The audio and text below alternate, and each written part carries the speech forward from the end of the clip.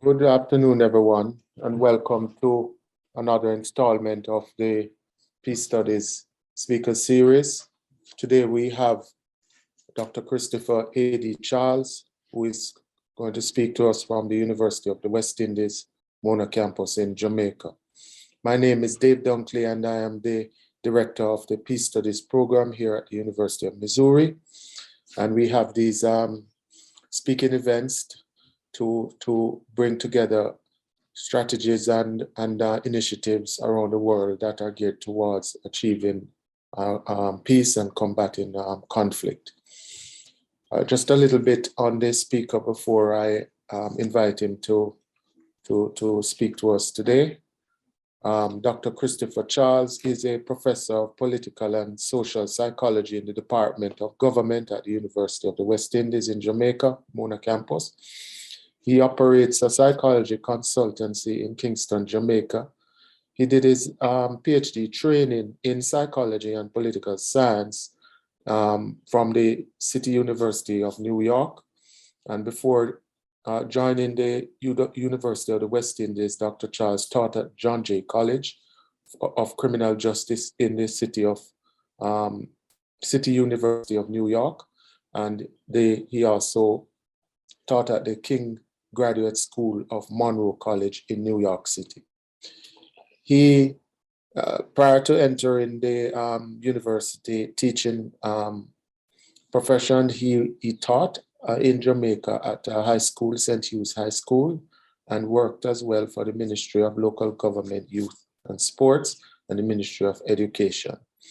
He is a psychologist currently at the Psychotherapy Associates and a senior research fellow at the Caribbean Institute of Mental Health and Substance Abuse at the University of the West Indies. In addition to all of his activities in teaching and so on, he's an avid researcher and has published over 50 peer-reviewed journals and book chapters on crime and violence, which is particularly important for the talk that he's going to give today. He's also published on election forecasting in sports and body modification, and is a regular contributor to public discussions on Jamaican media, as well as the BBC and the CNN, on especially in their programs on international events. So I'm going to hand it over to Dr. Charles, who is going to talk to us about strategies for reducing homicides. Dr. Charles.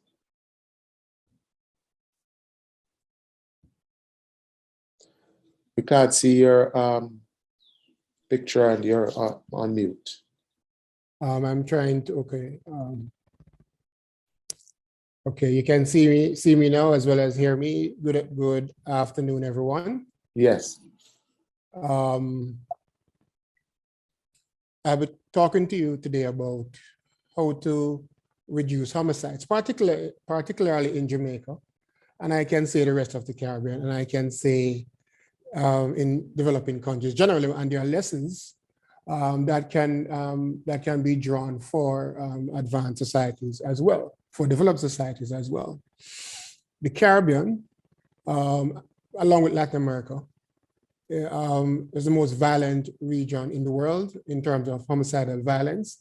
And in this region, we kill more people annually than some countries at war.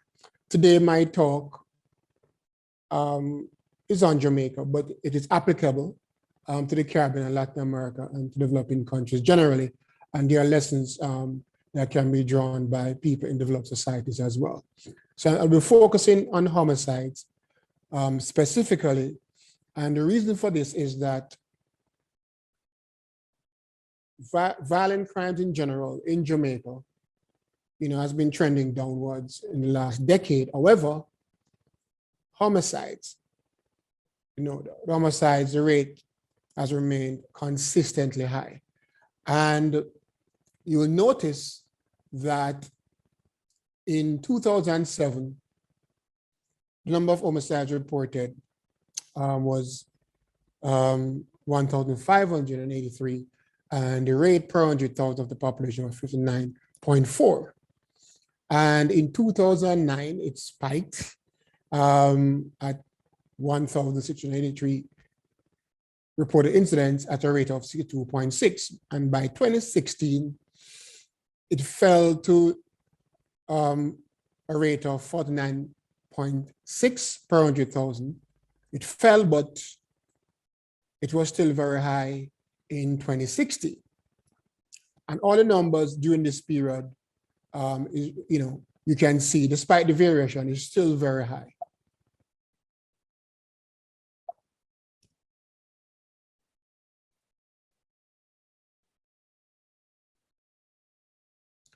And in 2020, we had 1,301 reported homicides at a rate of 46.5. And last year, 2021, the rate was 52 per 100,000 of the population, arising from 1,463 homicides reported. Still very high. So Jamaica is generally indicative of the Caribbean and Latin America, but we are at the top in terms of homicides. So in terms of small countries, we're one of the most murderous small countries in the world, despite the music, several genres of music we have given the world, despite our athletes, there's this problem we have in the country with homicides. And I'm going into how we can approach this problem, how the problem can be addressed. And the major newspaper this year, the Gleaner, one of its Sunday stories on January 30 said, police statistics show 132 murders in 29 days. So the murder rate in the first 29 days was 4.5, right? So very, very high. And so we have a serious problem.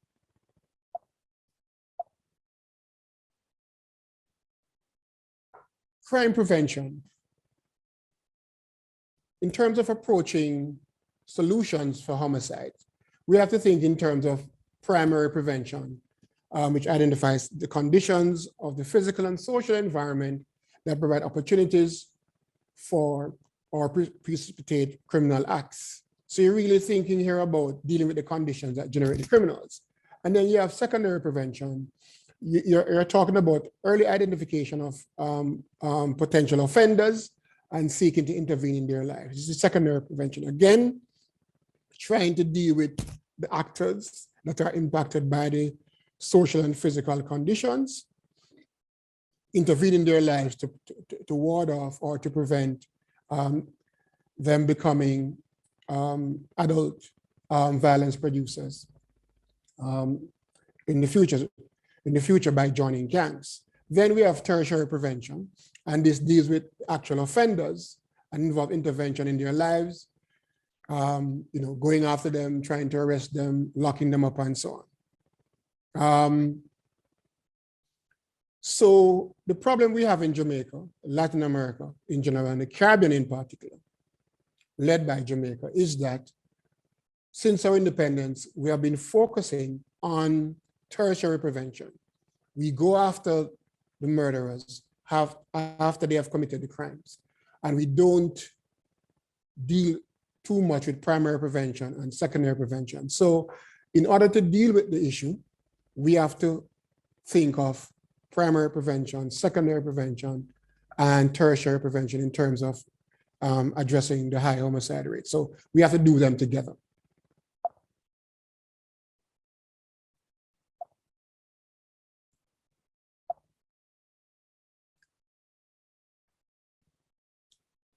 So in terms of solutions,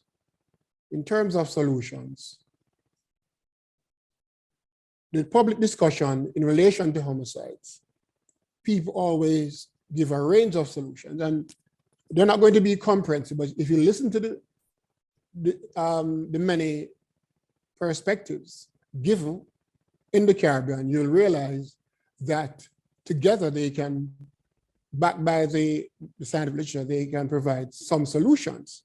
But there's usually a problem if you say we need to tackle corruption.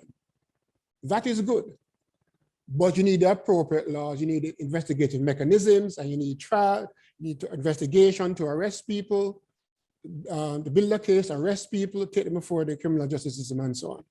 That will take time, but it's very good to fight corruption.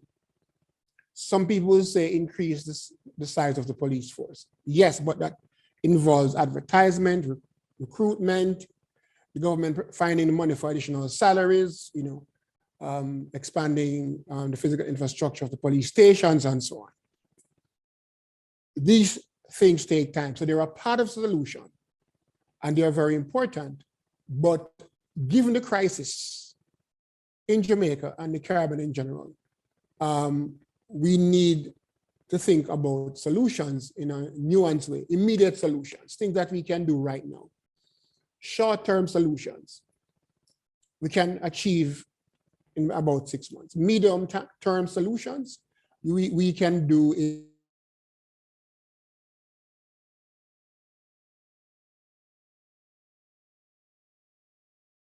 in say 4.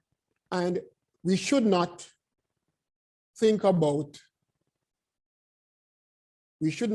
these solutions in a linear way. We should see them as operating simultaneously at the same time. So in terms of immediate solutions, police presence is very important. And we have seen in large cities like my favorite city, New York City, where just police presence all around in the hotspots, right, was very important in terms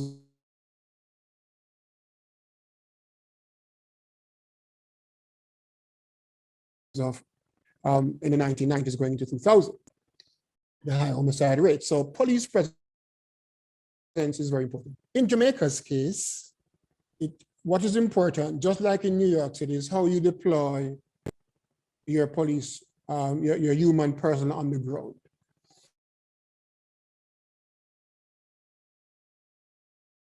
So homicides, which is typical in third world countries, in developing countries. And we spend more money on, equipment and vehicle and guns and bullets and armor for the security forces. So that is tertiary prevention. We now need to think in terms of, as well, primary and secondary. And in terms of immediate solution, in terms of tertiary, underground, we have 13 hotspot clusters in the country in Jamaica, meaning that one community is connected to neighboring adjoining communities. And so you can't look at one hotspot. You have to look at the communities that it's connected to. So we have about 15 hotspot clusters across the country with high homicide rates. So rather than create implement a state of emergency or a zone of special operation, you have to go to Parliament to pass a law, and then you have to get extension for a state of emergency because civil liberties are suspended, and then you might not get consensus in the Parliament, and so there's a struggle between the government and opposition about what to do. So with a police military post, you don't need to pass any law, you don't need to negotiate, you just set up a temporary police military post in the 15 hotspot clusters, right? All across the country. And the police presence here is crucial, as we have seen in the past. Once they're established, we have an immediate lull.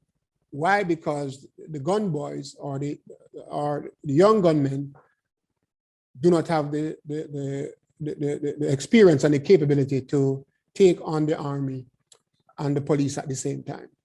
Right now, we have zones of special operation, and one of the zones of special operation takes up about 25% of the resources of Jamaica Defense Force. A police military post would keep them there to say upwards of, up to about 5 to 10 years, and they take less resources. There's evidence that they work immediately, The gangsters will move around, but because we're in all the hotspots and we're holding the ground, they have less safe havens to move around. Then we can develop mobile police teams to be effective, use intelligence-driven policing, track them down, and apply the anti-gang law that we have currently. So it's not that we don't have police on the ground in the Caribbean, in Jamaica in particular. It is how we deploy or we organize the security presence on the ground that is important. So I'm saying we need to have them all around in a police military post in the communities for several years, and this is much better.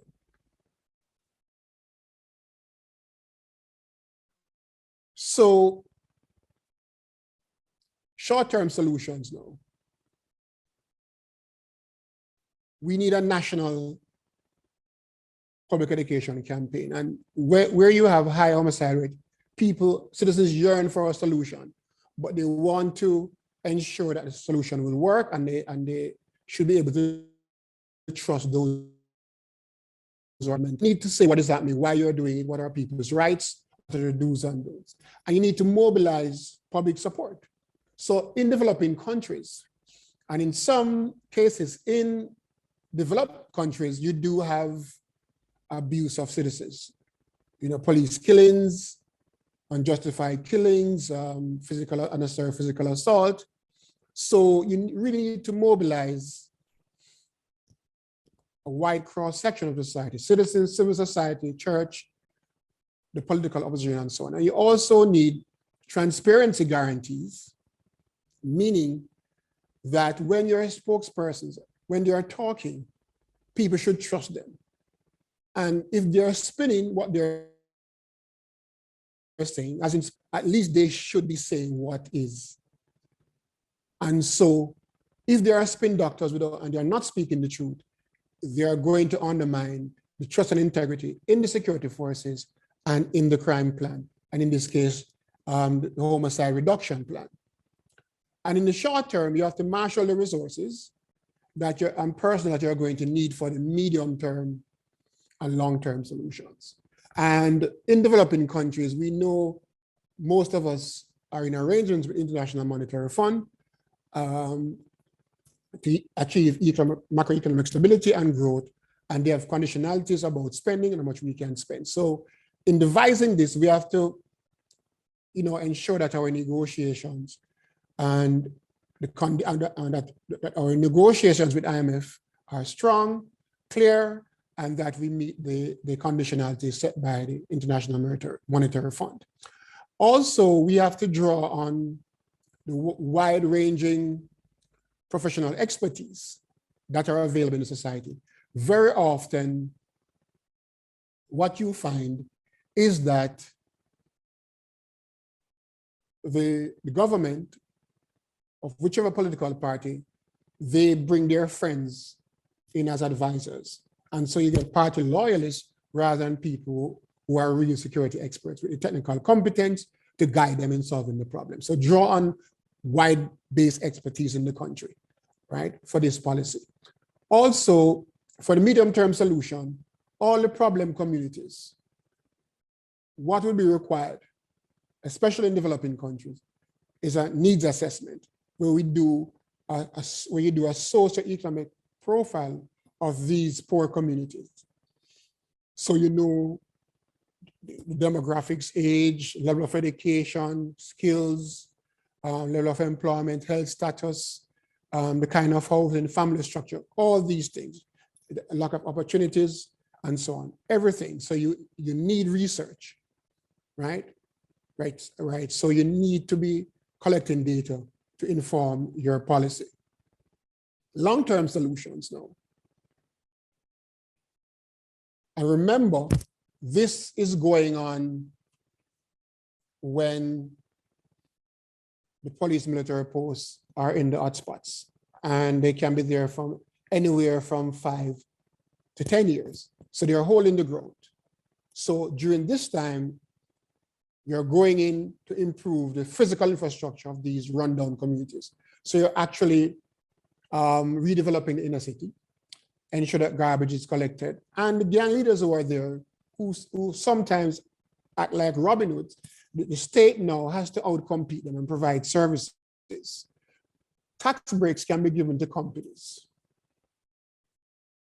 Tax breaks can be given to companies that move in a city. And we also know that from the criminological literature, the type of parenting, if a parent or parents, they are violent in terms of punishment with their children over time, some of these children become adult violence producers. And sometimes the parents flog or beat or spank because they are frustrated. And this is we know across countries, or they don't know what to do, how to punish. So we need parenting workshops. We need to have parenting workshops. And we need social workers in the hospitals when the parents go there, mothers and the fathers with the infant, or when the mother goes, when she's pregnant, she goes to the hospital, the social worker engages her, right? And this is very important. And we should use successful professionals, people who have lived in these violent communities and are now, they have done well in school, they have received university and technical training, and they're doing very well in society. We should draw on their expertise and use them as mentors. Very often when we think about violent communities, the mentors are outsiders. We can use people who grew up in those communities who are now successful professionals and contributing to the society. I spoke earlier about the police military posts in the 15 hotspot clusters as a tertiary prevention measure. And I'd just like to mention here that while we're doing this, when you're doing this in the hotspots, in whichever country, you have to ensure that the police presence throughout your country are in the main metropolitan areas, that police presence is there. So you have to ensure that there's social order in the society, right? So, you know, people don't litter the streets, they don't urinate on the streets, they don't drive recklessly, you know, and when police are making arrests, the citizens don't interfere, and so on, right? So you have to, police presence is in the hotspots as a start, but you have to broaden and improve social order. When you do that, it's not necessarily a broken window approach, that if you leave one part and it's damaged and so on, people realize that nothing is happening here, and it encourages them to go and commit other crimes. The approach you're saying, once you start and you're everywhere in terms of police presence, when you're organized, people start to take the police seriously because they know that the government is serious about solving the problem. So these long-term solutions, infrastructure improvement, garbage collection, tax break for companies going there, training parents, you know, getting social workers involved and drawing on people, successful professionals from these violent communities as mentors are very important. Very, very important. And I know we're going to move to the next slide. Also, we need to learn from successful youth programs around the world. We have to look around the world to see where they exist. And we can think of homicide and reducing it in terms of public health, where you identify the causes, how it's distributed, and you arrive at your antidote, right? So in Germany, there's a successful apprenticeship program. So German young people know that after school, they can be connected to institutions in the society that will allow them to be, that they find meaningful, and as will allow them to be productive. So we look around the world, look at other programs that are working, youth programs, and take the best practices. In the case of Jamaica, we have the Heart National Training Agency. We train youngsters in technical and vocational skills, and the certification is internationally recognized. Recently, the government has the Job Corps, where the Jamaica Defense Force now, they do some amount of training. Every year they train 1,500 youth in technical skills, and some of them who do well and want to join the army are allowed to do so. But the army is not the best institution for training. The National Training Agency are educators, technical vocational educators. They've been doing it for decades. I know some of my students have left the university. When they graduate from the university, they go to National Training Agency to get additional skills because the certification is recognized globally. So what you need is to expand these vocational training agencies. For example, like HEART in Jamaica, right? And create market-driven programs, meaning that make sure you're teaching vocational technical skills that are very marketable. And once you're in the hotspots and you go after the gangsters, right? You're going to find that you're going to have gang members in custody. Because you have gang members, some of them, they have not committed any murders. They just provide support for the gangs. And so once you have the socioeconomic profile from the communities, and you know what the needs are, and you have young people who are peripheral gang members who have not committed any homicides, you can say to them, you're a gang member, we can use anti-gang law, we can imprison you. We're giving you an alternative. What kind of training do you need? And from the profile of that community from which the young gangsters are coming, you can know what the needs are. You can ask them directly, and you send them to the National Training Agency. However, because they used to get a lot of money through criminal activity, states have to, or countries have to rethink how they're going to fund this. In that, if a youngster has a child with his partner, they have a young baby, both are not working. But when he was a gang member, he could at least take care of the basics for his family. Now he or she can't. So the state has to provide a stipend so that the gangsters that are being reformed, peripheral members, the hardcore ones will be in prison, but the peripheral ones can go and get training. But they need money to get there. And the training agency will say to the government or the social worker, look, we'll send to you every 2 weeks to get a stipend, but they have to get something from the school, sign that they have been attending and doing assignments and so on. And the money is given so that they can attend. We also need to recruit more soldiers, more police. And in third world countries, the army is used as part of the crime fighting human resources. It's very strange for people in developed societies, but with the problems in the third world and lack of resources, the army and the police services work together. So in this case, I'm arguing you need to increase the size of the security forces. Why? Even if we have the number of police in terms of rate, as we have in developed countries, it still would not be enough in Jamaica, in the Caribbean and Latin America in general. Why? We're high violent societies. And so we need more than in societies where you just have normal rates of crime. So we need to provide adequate resources also to the security forces, and we need to fight corruption. Corruption at all levels. Civil service, the government, opposition, the police, the army, the private sector, and so on. Because those with money, for example, in the private sector, they have the money to pay. Citizens also bribe people in the service. So, but it is the corruption that provides the grease or the fuel for crime. And I'm ending shortly. We also need to prepare inmates for release. And this is before you have a reintegration program. Prepare them in terms of resume writing, what to expect on the outside, where the opportunities are, how to deal with people who are going to taunt them and tease them because they're just coming from prison and so on, right? So you're preparing them out, job interview, to write a resume, how to deal with problems with friends, relatives who have not seen for many years, so you prepare them. Also, you need to prepare the families of inmates for their release as well.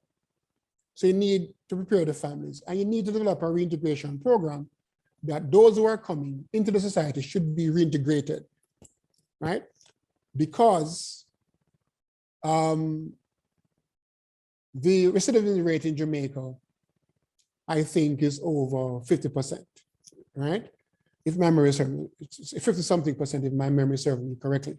So the recidivism rate is just too high. So if you have a reintegration program, where the ex-offenders are reintegrated into society, what you will find is that the recidivism rate will much lower. Also, we need technology and the use of closed-circuit television. We see the debates in the United States, in Jamaica as well and elsewhere, about privacy. But in the UK, they have managed to negotiate this in terms of the best interest of the society, and they have CCTV, these cameras all around. So strategically placing these cameras all around, bearing in mind people's rights and right to privacy and so on, it can be very, very useful. But in the Caribbean, the use of CCTV is spotty. It's not all over these countries, and the command and control is different. So like in St. Kitts rather, there's each CCTV in a police division, the stations in that police area or division or district, the police stations or the police precincts, they monitor the cameras in their zone. In Jamaica, it's centralized, as in the UK. But I'm saying we have to look at command and control based on national context. And when I mention CCTV here, I'm talking about technology and as well as improving forensic capabilities. Build your labs and strengthen your forensic labs and training your forensic officers and the crime scene people and so on. Also, traffic stops. Jamaica is just now at the stage where the officers, when they stop, you have a handheld device, and if they put your name and your license plate in, they can know if you have a warrant, an outstanding warrant, and so on. We are just there, but it's not all the cops, but we're getting there. In developing countries, in terms of taking entry in the stations, we do not have digital diaries, so we need digital diaries. And if we go back to the CCTVs, we need to twin it with what is called shot spotter. Once a gun goes off, the shot spotter picks up the sound and the camera zooms in where the sound is emanated from. And the TV is on, and those who are monitoring can see the people who are there and can relay this information to the officers nearby. So the CCTV should be connected to the technology, the shot spotter technology. Once explosion goes off, the camera goes on and zooms in, and those monitoring the TV can see what is happening. Also, we need to think about education. And this is generally my last point. Countries with high homicide rates, right, tend to have a lot of boys out of school. A lot of boys and girls, more so boys. Because boys who drop out of school, they become replacement gang members. And we have some programs in Jamaica that have won international recognition. So for example, the Dreamer World Cultural Resiliency Program. And I work with this program where we train primary school teachers to use the creative arts, song, dance, drama, and poetry, right? We train the teachers to elementary school teachers, as we say in the United States. We train them to use the creative arts, the cultural tools, song, dance, drama, poetry, to deliver the curriculum. And what we have found is that this method of instruction using the creative arts have significantly improved academic performance and significantly reduced dysfunctional behavior. So that's elementary school. We have the pre-K, what we call basic schools in Jamaica, where we have the IRI Toolbox program developed by Professor Helen Enningham at the university, and teachers are given a conceptual toolbox called the IRI Toolbox, where the kids are taught empathy and a range of psychologically useful skills, right? And we have found that this has also improved the functioning, behavior, and the performance of these students. And then another program that has received international award, the early childhood program led by Professor Samson, who is a world-renowned pediatrician at the university. She trained mothers to how to nurture and the kind of nutrition to provide. And it has transformed the development of the toddlers. And we are creating the Dreamer Role program also for high schools. So if we can catch the youngsters in school, let them stay there, then the gangs will suffer because you'll have less replacement members over time. So within 5 years, if we keep our kids in school by having appropriate programs, by looking after vulnerable children at all levels, up to high school, then we'll significantly reduce homicide. So finally, we need primary, secondary, and tertiary.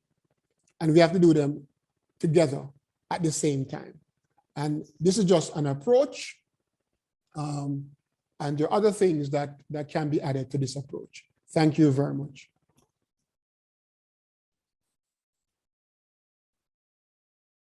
Thank you, Dr. Charles. Thank you for that very informative presentation. If the audience has any questions, you can just type them in the chat or in the Q&A and we'll address them. I'd just like to ask you, kind of taking the privilege of host here. So the crime activities that you spoke about are concentrated mostly in inner city communities. Is that what we are to understand? And two, you seem to be saying that crime is kind of intersected with other social problems or social challenges that are going on in these communities, like problems related to adolescent childbirth and so on, and inexperience with parenting and all these issues. I am a little bit, I'm convinced that some of these things are connected, but I was wondering if there is no room there for sort of generational transfer of these kind of skills, particularly with parenting. Okay. I suppose that these new parents are coming out of households where they would have seen these things in operation among their parents and so on. So what does that say about our thoughts that intervention by the state is actually something which is needed? Okay. The first thing, crime itself is not a inner city or working class phenomenon. It occurs across all classes in society.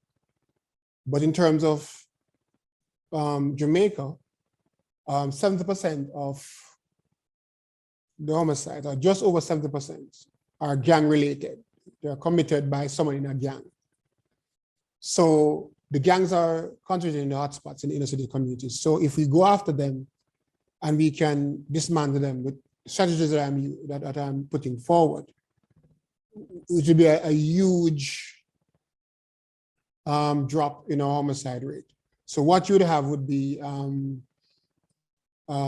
domestic violence, intimate partner, and sibling rivalry and conflict. And so we'd have about 30% now just dealing with those domestic issues. But even though I focused on the inner city, the fact that I'm talking about keeping people in school, educating them, training them after school, getting them into programs, rebuilding the inner city, taking a skills assessment of what their needs are,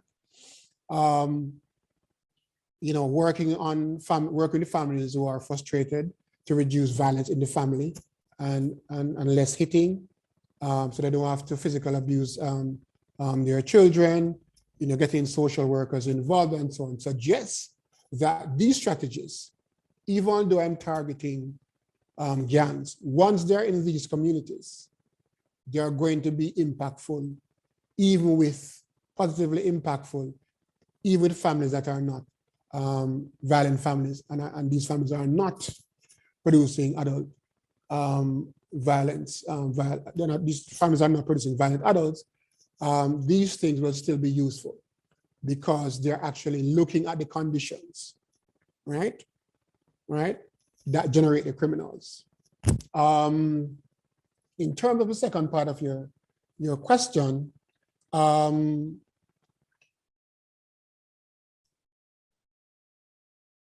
the talk might seem like a statist approach where it's the state doing everything. But if you notice, for example, the school programs and so on really are created.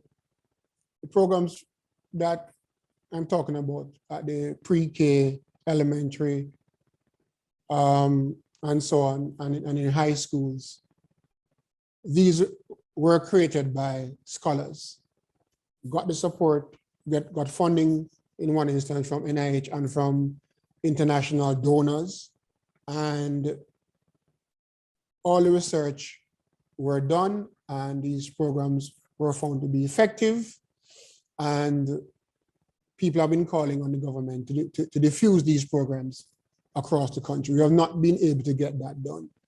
So yes, we require the state, but the Jamaican private sector is involved. Academics and NGOs are also involved.